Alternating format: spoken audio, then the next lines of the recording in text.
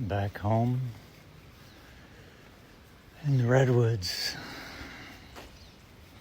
Check that thing out.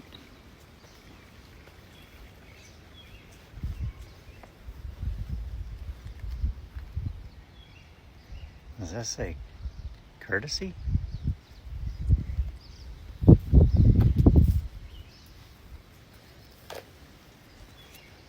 Never heard of that before. Looks like a thunderbird, huh? Ah, it's nice to be back. California. Beautiful day here. Just taking Angel on a walk.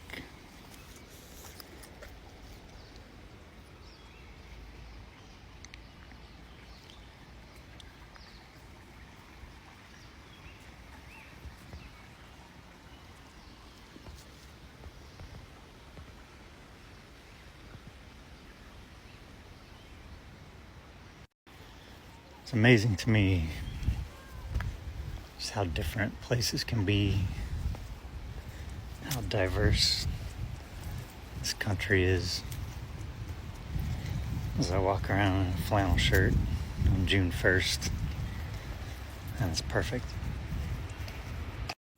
I keep thinking of this guy that when my brother and I walked out of the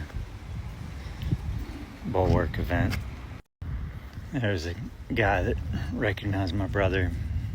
Clearly had seen him, his YouTube videos, and black guy in Nashville, and super sweet guy, just like all heart. You know how you meet somebody and you just feel that sometimes. And he just kept saying, I could just feel a confusion in his system. And he just kept saying, you know, why can't we just love one another? You know, why can't we lift each other up? Try to support one another. Life is challenging enough. And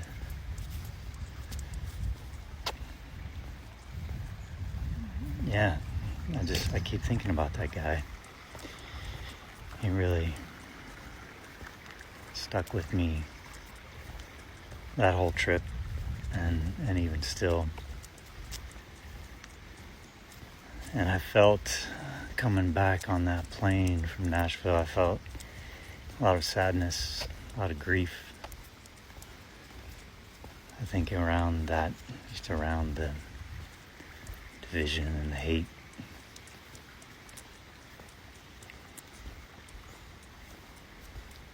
Something that's always been part of the human condition, I think, with our little survival brains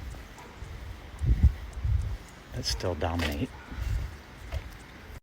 I think another part of that grief and that sadness that I was feeling is just being aware of how difficult and challenging it is to kind of undo the conditioning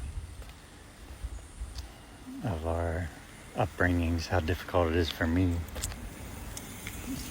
has been for me to undo that conditioning of my childhood, just the experience of trauma. And it's hard, you know, and it takes a deep desire. And that desire is usually born out of pain. You know, humans are motivated by pain and suffering for the most part. Sorry, I had to stop and somebody wanted to pet Angel. I kind of lost my train of thought, but this guy that guy just stuck with me, man. He was just like, he was so sincere and so just confused, like, why doesn't this make sense? And I think I was talking about the conditioning of childhood and trauma, and I know how hard it is and the desire that it takes above anything else. And that desire has to outweigh everything. It has to outweigh your desire to be comfortable, to feel okay. It has to outweigh toxic relationships you might have in your life with friends or coworkers or partners or family. It has to outweigh everything. It has to become the single strongest desire in your life.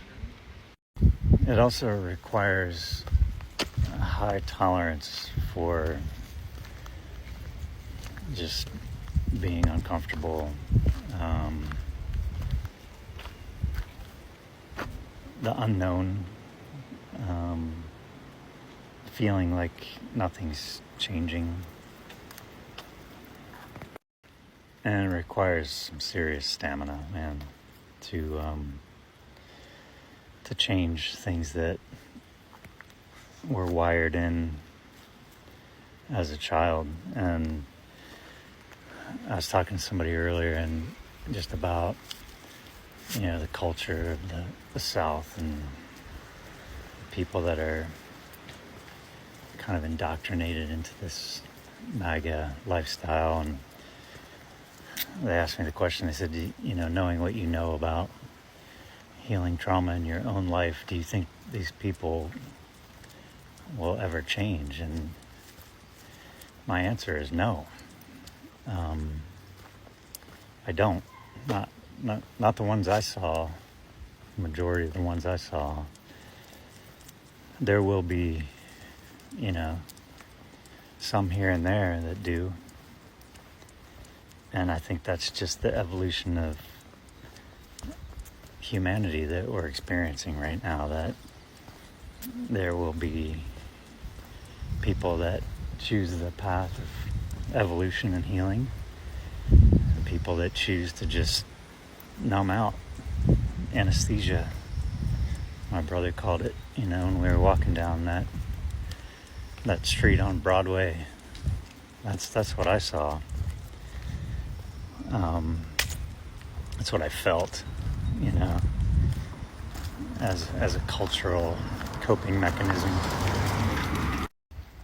So yeah, it was a mixed bag, I know there are people changing and evolving. We got to see Justin Jones speak. That was amazing and inspiring, and that people like him are out there, and there are people everywhere that want something different. But it's a human evolution. I don't know how long it's going to take, but I know that it can't be avoided. What we're experiencing right now can't be skipped over. Can't put another little Band-Aid on this thing, just to get through, and go back to quote unquote the way things were, because the way things were is part of the problem.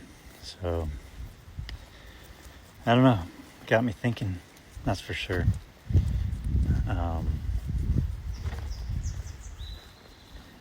Yeah,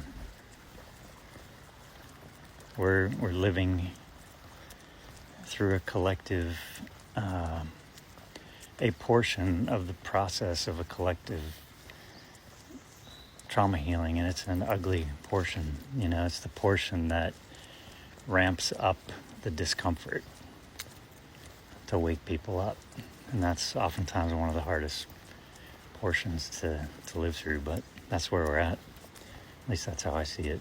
And people will wake up. It's got to happen.